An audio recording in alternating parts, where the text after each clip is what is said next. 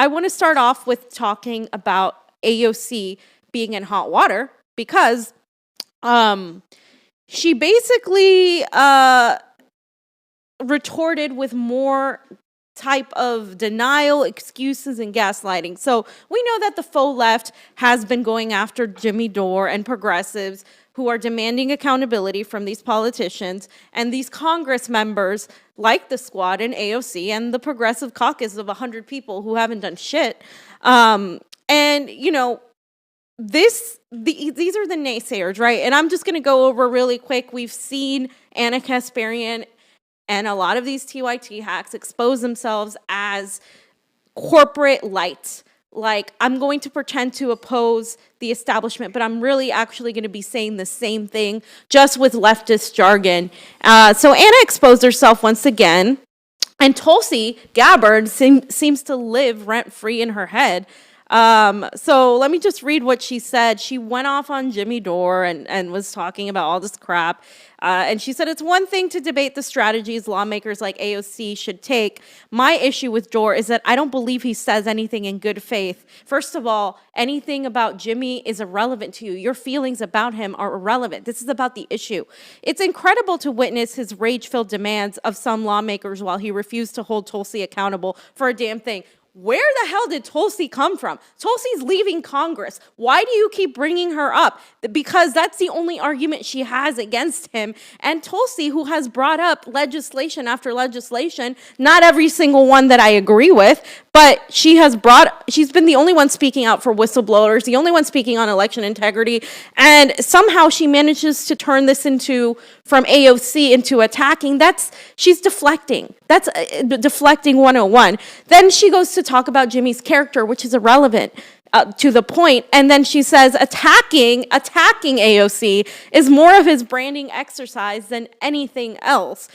Attacking AOC, holding them accountable and saying, hey, didn't we vote you in for you to oppose the status quo, isn't attacking. It is pushing them left, holding their feet to the fire. I thought that's what we wanted. I thought that's why you all said vote for Joe Biden to mitigate damage, because as soon as Joe Biden's basically in there, we're going to fight him like we fought Trump. I thought that's what you guys wanted. Apparently, that was all a bunch of bullshit. Apparently, it was all a lie. Then she says, with that said, pressuring politicians to actually represent us is the right thing to do. I just question his intentions for good reason. Even a broken clock, et cetera, et cetera. Like, okay, so you don't like him.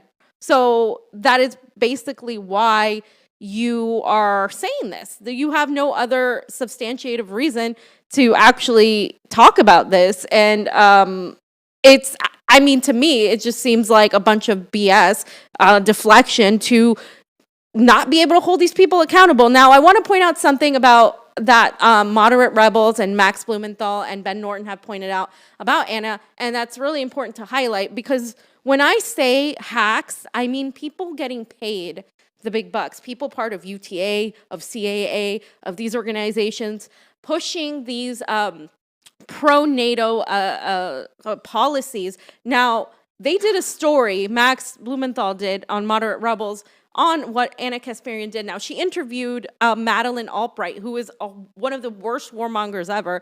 And I just want to show a little bit of this video to show you the hypocrisy between how Ana, dictates what is good and what isn't. It came to my attention that Ana Kasparian had gone to the Munich Security Conference earlier this year. The Munich Security Conference is put on by NATO. It's funded by the German government, the German Foreign Ministry, and some other Western European governments, as well as the arms industry, big banks, the oil industry, and McKinsey and Associates, which was just like relentlessly trashed by, pro-Bernie elements because of Pete Buttigieg's association with it. And she did what it looked like a paid gig, where she interviewed various major foreign policy figures at the Munich Security Conference, including Madeleine Albright. And she gave this softball interview to Madeleine Albright where she came in just glowing with pride and talked about how how excited she was to interview Madeleine Albright, the author of Yugoslavia's Destruction, the person who helped kind of launch the siege on Iraq. And instead of asking the first question... And who defended the deaths of 500,000 Iraqi children. Well, exactly. I mean, your first question should have been, do you still think it was worth it? We have heard that 500,000 children have died. I mean, that's more children than died in Hiroshima. And you know, is the price worth it? I think this is a very hard choice, but we think the price is worth it. And instead, it was just a softball interview for which Kasparian, I mean, it appeared to have been a paid gig for a NATO conference. Welcome to your MSC. I am delighted to be here and to have a conversation with the former U.S. Secretary of State under Bill Clinton, Madeleine Albright. And Madeleine Albright was actually the first female Secretary of State in the U.S., and it is a pleasure to have you here. It's an honor to have a conversation with you. Well, I'm delighted to be interviewed by you. Thank you very much. Thank you. Okay. So as you guys can see, I just wanted to point that out that, you know, Max pointed out something. She's trying to vilify Jimmy Dore and trying to malign his character while simultaneously pushing this imperialist propaganda. And this is just one example. We know that she's peddled lies regarding Tulsi Gabbard. We know that no politician is perfect, right? We've criticized Tulsi on this show multiple times. But she just peddles all these lies, and her network obviously has received money. My boy Robbie Jager has completely done several articles outlining just how much money that is and who it's coming from. Money talks, money influences people. All you have to do is follow the money to see who's being influenced for what. They're no longer independent media. They're a corporate network, and they're, you know, using that to pretty much just malign anybody that's on the actual anti-imperialist left. Now, I want to talk about the other side, the Brooklyn left that, you know, several of us often talk about, the DSA types. Look, individual DSA organizations do good work oftentimes, but in many occasions, what's happened is that these people have become very, like I said in the last video on Monday, they've become extremely, they take a dive into theory and they completely ignore the real world. And they talk about praxis and they talk about socialism, but it is in a very westernized form of socialism, a very form that completely maligns and ignores the global south, like nations like Venezuela, Bolivia. And there is an element of racism in that, but more than anything, it's an element of westernized propaganda used to rebrand socialism into something that it isn't, into a form of radical liberalism is basically what it is. And basically, this is an example of that. So Jamie Elizabeth is on Sam Cedars' show, The Majority Report, right? And she's often been one of the better people on there. I gotta say, like one time that I've seen they were attacking Jimmy Dore, she was actually a little bit more reasonable than the rest of them. But this is what she said, and this is by the condescension, the arrogance, and the intellectualization that I see coming from a lot of the more upper class journalists on the left. There is a leftist communist critique of electoralism accompanied by a program of autonomous working class organization to which I am sympathetic, but that's not what Dore is doing. His critique is one of individual metal, which is 100% idealist and therefore anti-Marxist.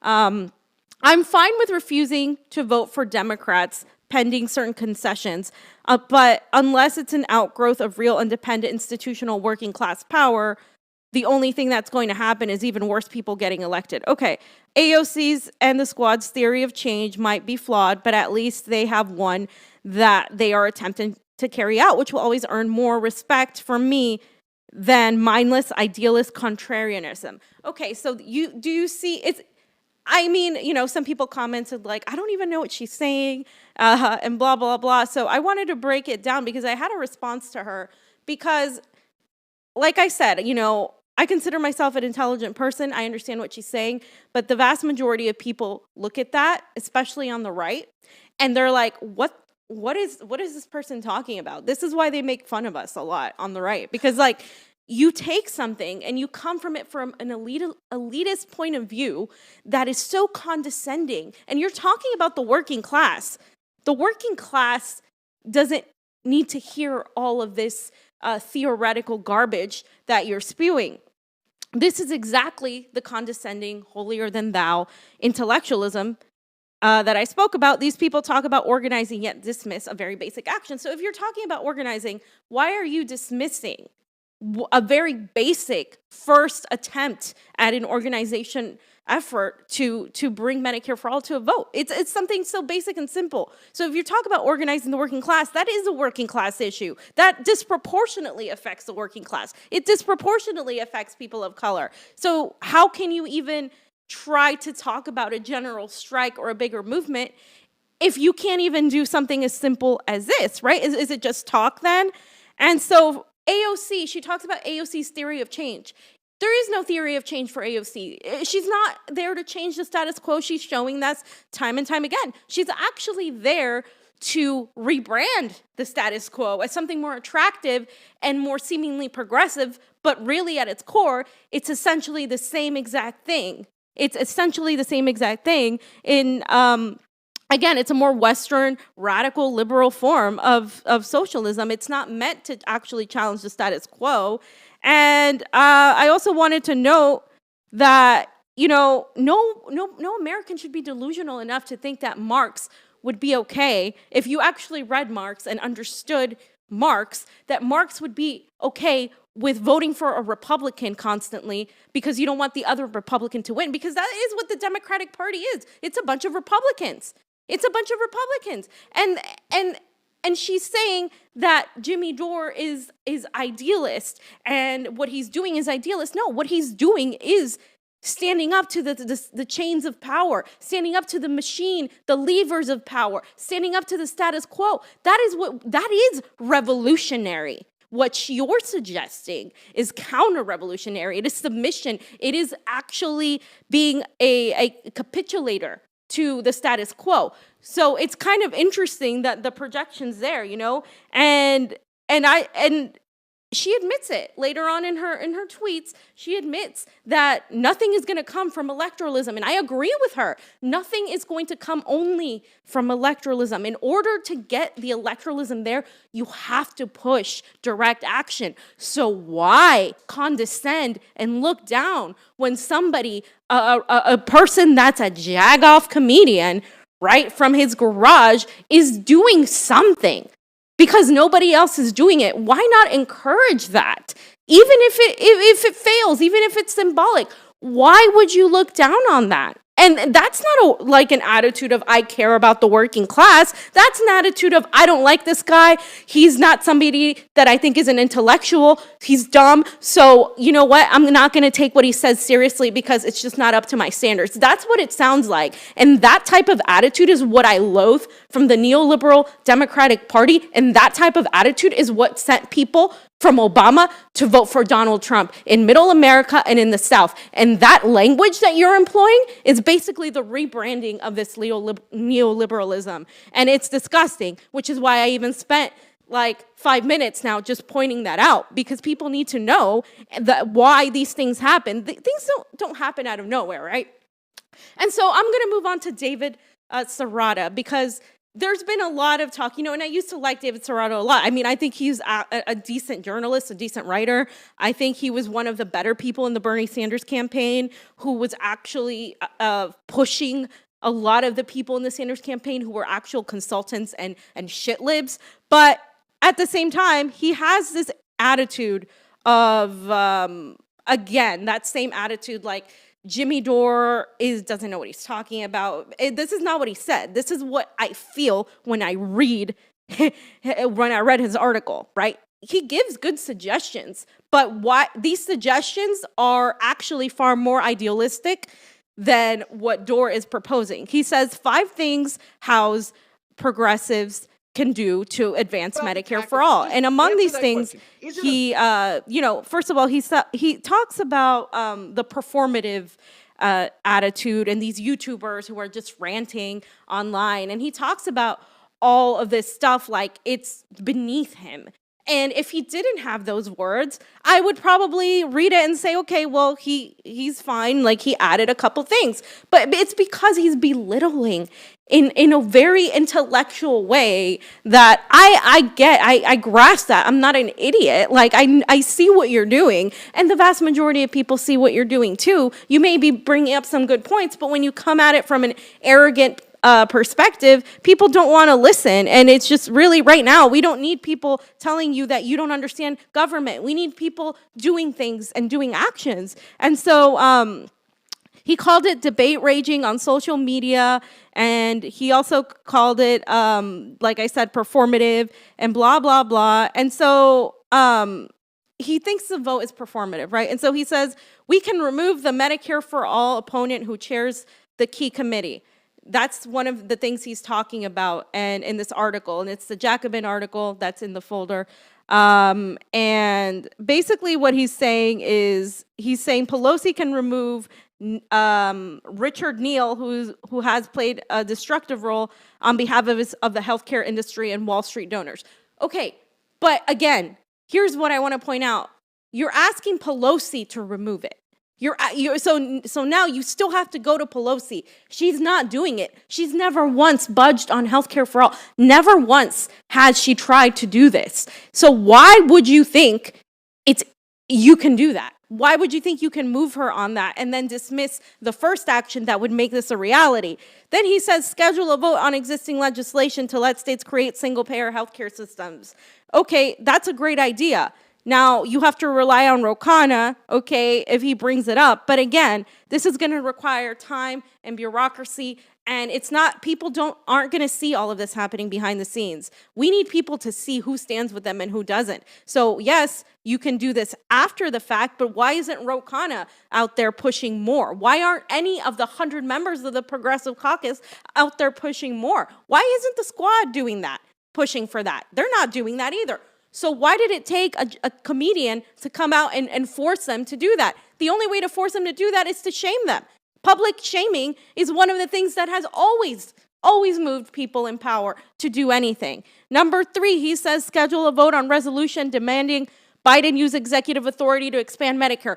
Biden has said multiple times that he will veto Medicare for all if it's on its desk. 100% he has said it multiple times. Why would you think that you can push Biden on this issue when you can't even get the Speaker of the House to be pushed on this issue? So I'm not saying don't try. I'm just saying the things you're giving are a lot more of a reach than what even Dore is suggesting. It's so basic and simple what he's suggesting. Why is he getting a lot of pushback? Well, we know why. 4, include provisions in year-end spending bills that create a presidential commission charged with crafting a Medicare for all program. Again, it's a really great idea. I agree with all of these points that these are things that could be done. But again, this is going to take a while. In fact, we don't have time. By 2022, I guarantee you we will lose more seats in Congress, or not we, the Democrats will lose more seats in Congress, progressives, whatever, they will lose more seats in Congress. Author a discharge petition to force a vote on Medicare for all. Now, this to me is one of the stronger things he said, but at the same time, you still need to actually get members to do it, right? So if you don't bring Medicare for all as an emergency need right now during a pandemic to the floor vote, what makes you think that any of this can happen? What I'm saying is, in order to do this, you have to at the very least try that. It's not performative if it's the first step in getting things done. So when you call it performative, you're belittling it and you're acting like it's not even a good idea when it actually is. And he says he supports Jimmy Dore's idea, but then he turns around and says something else. So he said it's a good piece. Brianna Joy Gray wrote an article on current affairs, and so David Serrata said, it's a good piece. Jimmy Dore did a good thing by raising this issue, and a performative floor vote would be super helpful. As I've said over and over again, an important organizing tool that should be part of the whole series of action. What is anyone even arguing about? Okay, well, I agree with you there. I agree with you. You shouldn't be arguing. You should be on the same side. But then he goes and says something like this that makes me think that this is more personal, that this is more about how he feels about Jimmy Dore than about anything else. He says, a reminder that the incoming Democratic president could, with a stroke of a pen, expand Medicare to cover millions of people, and nobody's doing any pressure/organizing around this at all. That's not true, because the left wants performance art rather than results. Good night. So again, you're belittling an action, and you're saying that the left doesn't actually want these things when a lot of people actually do, because they're living it right now. They can't go to the doctor and get a COVID test because they don't have insurance. People turning 26 automatically lose their health insurance. Jonny's going to lose his health insurance as soon as he turns 26. It's these, and if you get COVID, if you get complications from COVID, if you get complications from anything right now, when the hospitals are overburdened by the whatever is going on with COVID, don't you think people are going to face emergency? You can't say that people don't want this. They absolutely do want this, and they are trying. So when you say things like this, it just comes off like you're being a hypocrite. It comes off like you're saying you agree, but on the other end, you're bashing the person doing it because you don't like them. You don't have to like Jimmy's tactics. You don't have to like that he curses like a fucking sailor, but that's irrelevant, because the point is the issue that is being discussed. And I'm sick and tired of a lot of these more, wannabe intellectual leftists who are completely dismissing this just because it's not from somebody they actually like. And it was really disappointing to see none other than Tim Black, right? Tim Black, of course, he should be on the same side here. He says, what part of we don't have the votes don't you get? It won't pass the House. It won't pass the Senate. Explain why you want to kick out the squad to vote on a bill we currently don't have the votes to win. How is that a winning strategy? To win what exactly? Clicks and views? Again, here it's like, oh, he only cares about clicks and views. And I have been thrown the same insult. Oh, you're just peddling this anger on the left because it gets you views and clicks. It's like, no, we don't even have a huge channel. Like, this is not, what gets you views and clicks is being a sucker, is being a bootlicker to the establishment. If you can literally go and see who gets the most views, it's the neoliberal type of progressives that do, because they toe the same exact line. They talk about the same shit. They never challenge the status quo, and they're always saying like the same things. In fact, we go further. We're talking about election fraud from the left. We're like the only ones to do it, which is a complete risk, and it's gotten us a lot of backlash. We are completely fair. It doesn't get you clicks and views. That actually does the opposite. So again, it's not about Jimmy Dore, but here you are deflecting about Jimmy Dore. Did you want to say anything, Jonny? Oh, okay. He also said, dog, you followed me for years, so I want you to know my side. My only problem is forcing the squad to vote against Pelosi will be used against him by moderate Dems, which will hurt the movement. What? Everything will be used against them if they're actually in opposition to the status quo. Duh. That's what they signed up for. They signed up to oppose the status quo. They didn't sign up to play nice and become friends with Pelosi and have tea and crumpets with her. They signed up to actually oppose what she's doing because she's a gatekeeper keeping progressive policy away. That's precisely what they signed up for. So you know what? Like, all of these excuses like, oh, we're going to lose. Okay, so what? At least we will know who voted what way. At least the public will hear, because now everybody's talking about this, right? We will see who dares say no to you getting healthcare during a pandemic. I want to see the names. That's what matters. That is not performative. It is effective. Why? In what world do we live in where we think that we are so worried about their careers or their leverage? They don't have leverage for us. I don't care about the leverage for their fucking careers. Their careers are irrelevant to me. They're not supposed to be careerists. They're supposed to be public servants. Their job isn't supposed to be glamorous. They're not supposed to go on Vanity Fair. They're not supposed to get, on these shows. Their job is supposed to be public fucking servants. And why all this bootlicking? Like, I hope the boot tasted so good from all these people, pretty much like carrying water for the establishment. What happened, progressives? I thought we were going to hold their feet to the fire. You told me that. You told me that as I was mocking it because I knew this wasn't going to happen. So just let me catch up on the tabs real quick. Okay. So if you click Jonny, that's her reply to her other tweet, but it's the tweet that says some people. If you go to that one.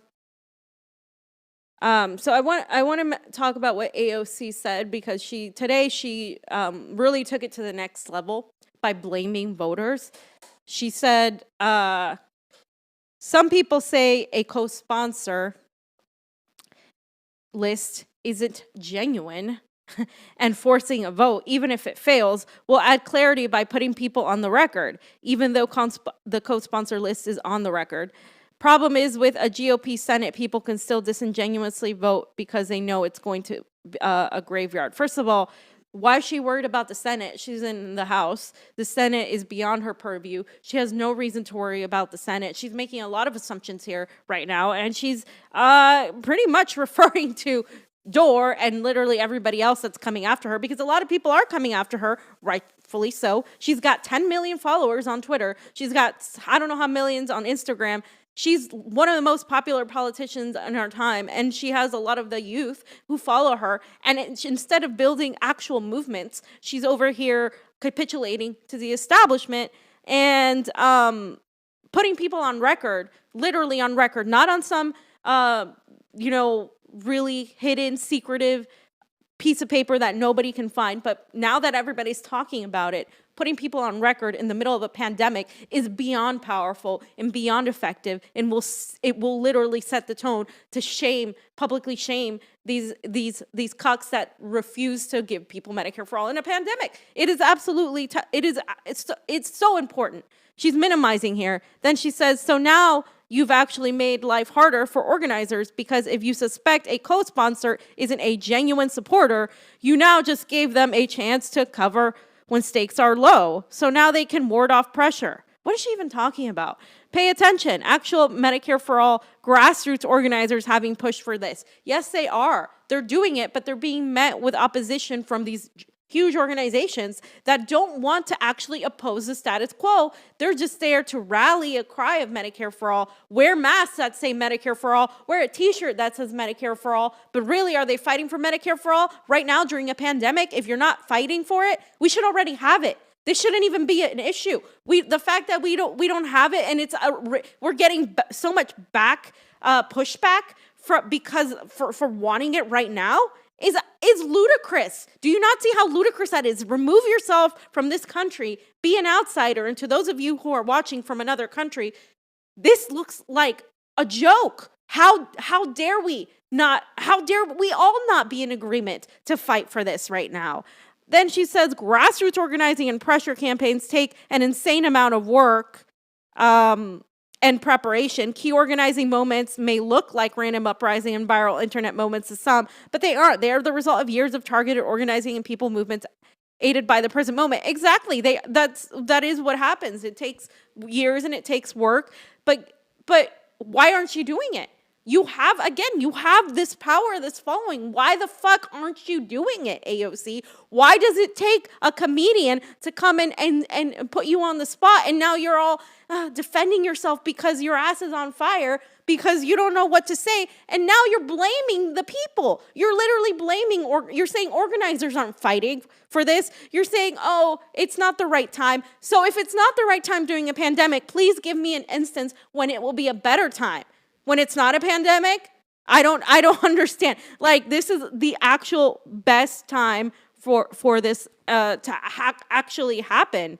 And she did an interview with The Intercept, and she also said, if you want to model onto how we can successfully secure floor votes on a progressive leg, examine how the grassroots just successfully forced and passed $15 minimum wage in the House over a conservative Dem objections. $15 minimum wage took years to pass. You want to know how it happened? Shama Sawant was one of the first leaders in pushing $15 minimum wage in Washington state that got it, was one of the first to get it. Why? You know what she did? She mobilized people to go and protest and sit in and strike until they got it. And the Fight for 15 had McDonald's workers work with other organizations. That's what they did to get $15 minimum wage. And they pushed and pushed and they were loud. They weren't like, oh, we're not going to oppose people. No, they did that. Where is that push for Medicare for all? I don't see it. Why isn't it happening? Because people don't think it can happen. Because they're too busy standing AOC, standing the squad to actually hold them accountable and say, wait a minute, isn't this your issue? Isn't this the progressives' number one issue? What is and we have a pandemic? Geez, during the depression, you got after the fact, you got after the war, you got the New Deal. We're not getting crap this time. People aren't getting shit. And you want to talk about how, no, we have to wait for the right moment. And no, if it was anything real, then they would be organizing, and they're not organizing. Stop bullshitting people. People are fucking dying and you're bullshitting them. It is absolutely disrespect to these people that have fought so hard, not just to elect your ass, but to elect all these progressives. If they're going to go in there and worry about the committees they're in and worry about their next career move and their fucking career ladder climbing antics rather than doing their jobs, it's a basic thing. You're either on the side of the people or you're on the side of the establishment, the corporations, and these lobbyists. And it looks like she's on that side. And it's not Jimmy Dore's fault for pointing it out. It's not anybody here's fault for pointing it out. It's the truth. And if the truth makes you uncomfortable, I'm sorry, but we tell the truth. And it's as simple as it gets, because right now the truth is hard to find. Most people aren't telling the truth at all. And there was this interview she gave with The Intercept, right? And she said, basically, the title in this article is very misleading because they said that she said, I'm not ready to be speaker, but Pelosi and Schumer need to go. She never actually said that. She actually answered the question and said, when somebody asked her, do you think it's time for Pelosi and Schumer to go? She said, yes. And then she said, but, I'm not ready to be speaker and we have to wait for the right moment to do this. Let me see if I can find it. But basically, she wasn't speaking out against them. She also said she wasn't going to challenge them. And she said, the hesitancy that I have, it's towards the end, is that I want to make sure that if we're pointing people in a direction, that we have a plan. And my concern, and this I acknowledge as a failing, as something that we need to sort out, is that there isn't a plan. How do we fill that vacuum? Because if you create that vacuum, there are so many nefarious forces at play to fill that vacuum with something even worse. And so the actual sad state of affairs is that there are lots of folks more conservative than even they are willing to fill that void. So she's saying that because there's not a direct plan, that, you have to be careful as to what you say. It's like, look, you may not have an actual plan right now. We may not have every little step laid out, but that's your job. That's not even like the people's job. The people's job is to push and push and push and be loud and demand you to do your job. Their job isn't to go to these committees and do these hearings and push and rally and whip the people they work with, the Congress people and Senate. Their job isn't to do that. That's your job, and you're not doing it. So people are going to push you to do it. It is as simple as that. And there is never going to be the perfect time, any other time than a pandemic. It's ridiculous. And people were praising her, even though she didn't even say anything to challenge Pelosi. She's going to vote for Nancy Pelosi, you guys. She's going to vote for Pelosi. She was always going to vote for Pelosi. The squad was always going to vote for Pelosi because they're convinced that if they don't vote for Pelosi, a Republican will be the speaker, which is false. It's false. That's not how it works. And I want to point out why it can work, why Jimmy Dore's plan can work. So first of all, right, like I said, we would not get a Republican speaker. The idea that we would get a Republican speaker is absolutely bogus. It is absolute crap. If you go to this website, fas.org, it's the Congressional Research Service. They literally go over the process for electing the Speaker of the House, and it's frequently asked questions. And let me just scroll to this part right here at the bottom, I think. Okay. I'm just going to go over some of them real quick. How are the party nominees selected? In current practice, each House party caucus selects, prior to the floor vote, a candidate whose name is placed in a nomination immediately before the vote. So anybody could run for speaker, right? Anybody, one of them, the progressives, could run for speaker. Are the nominations formally made on the floor? Typically, the election commences with a member from each party caucus placing in nomination the party's candidate for speaker. And in what form do the members vote? Since 1839, the election has been by a roll call vote, a quorum being present. Votes are cast via votes, meaning that each voting member states aloud the surname of the candidate whom he or she favors for speaker. The presiding officer appoints several members as tellers who tally the votes. So even though it is a voice vote, they tally the votes. There is a record. And how many votes must a candidate receive to be elected speaker? The long-term practice of the House is that electing a speaker requires a numerical majority of the votes cast by members for a person by name. This does not mean that an individual must necessarily receive a majority, currently 218, of the full membership of the House, because some members may not be present to vote or may instead answer present. So they don't have to have all the 218, but they need to have the most of it, obviously the highest number. What happens if no member receives sufficient votes? If no candidate receives the requisite majority of votes cast, the roll call is repeated. So then they do another one. No restrictions are imposed on who may receive votes in the subsequent ballots. For instance, no candidate is eliminated based on receiving the fewest votes in the floor election, and a member's vote is not limited to individuals who received votes in previous ballots. So there is no guarantee at all that Kevin McCarthy would become the speaker. So I've heard multiple people on my Facebook, on Twitter, repeat the same bullshit argument, which is they got it from some establishment hack, because it's the same exact words that they're repeating, right? What? Yeah, well, Sirota said it, but he wasn't the only one. Like, several people in the Democratic Party have said this. AOC is saying it. So why can this work, right? Why can this work? Because a lot of people are saying this doesn't work, and I haven't heard any convincing arguments as to why it won't work. It is a very important first step. Obviously, it's not the only step that we need to take, but pushing papers and electoralism, again, isn't necessarily the only thing you can do. This is more of an action, and this is what needs to happen. So why Jimmy's plan to withhold votes and push Medicare for All to a floor vote can work. It's a pandemic, like I said, an economic crisis, which is unprecedented. Only time we have before we lose majorities in the House by 2022. If we've seen anything of how the state of the country is, trust me, I guarantee you, the right is enhancing their power, especially now when they feel like they've been cheated, and in a way they have.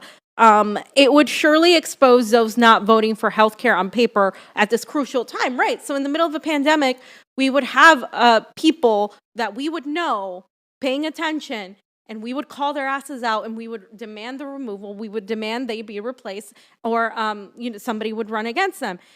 Progressives would show opposition to the establishment, cementing a push to the left and helping usher trust in a nearly dead party. And this isn't even something I would want. Like, if the squad were smart, they would have their cred. They would get their cred by pushing this, because people would be like, oh, they stand with us. It's a very easy thing to do.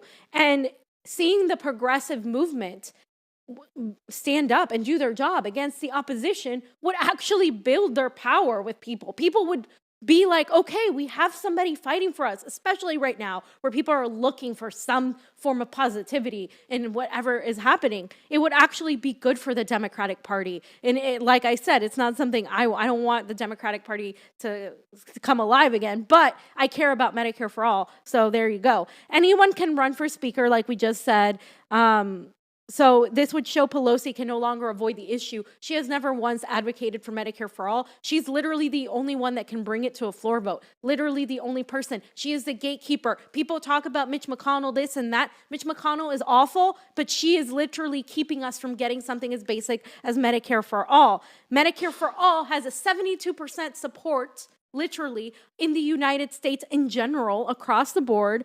It has 50% Republican support, and I believe that's only going to grow, and 88% Democratic support. And it also depends on how you frame it. If you talk about single payer and you specify how you're going to pay for it, I guarantee you more people on the conservative end agree with it, because I've had that conversation. Waiting to have votes is fruitless. AOC wants to wait. All these people want to wait. All these pundits want to wait, because Harris and I believe it was Cory Booker and others co-sponsored the Medicare for All bill in the Senate. But when it came down to their running their campaigns for president, they completely backed off and were pushing a public option or just to reform the ACA. So the votes that somebody says they have are not entirely relevant right now. And Biden said also that he would veto Medicare for All, right? Biden said he would veto Medicare for All. Wouldn't it be great to give him a chance to veto Medicare for All during a pandemic? I mean, as soon as he's sworn in, if he decides, if people push and push and push and literally, quote, push him left, hold his feet to the fire, wouldn't it be great to publicly pressure him to do that just so he doesn't look like a dick, or it would just show everybody the kind of piece of shit he is. Either way, it's a win-win or situation depending on how you look at it, because that's all we have right now. And then the last thing I wrote is public pressure via strikes, sit-ins, and calls in congressional offices and houses can strengthen this demand. So again, for all the people that are DSA and stuff that want to say that this isn't a direct action, it actually is. It's a very basic direct action. It could be bigger, but with substantiative support from the squad, it could be extremely powerful. From Bernie Sanders, extremely powerful. None of these people are doing that. They have the capacity and ability to do it. So if they're not going to do it, yes, we're going to call them out every single day until they fucking do it, because it's a pandemic and you deserve health care.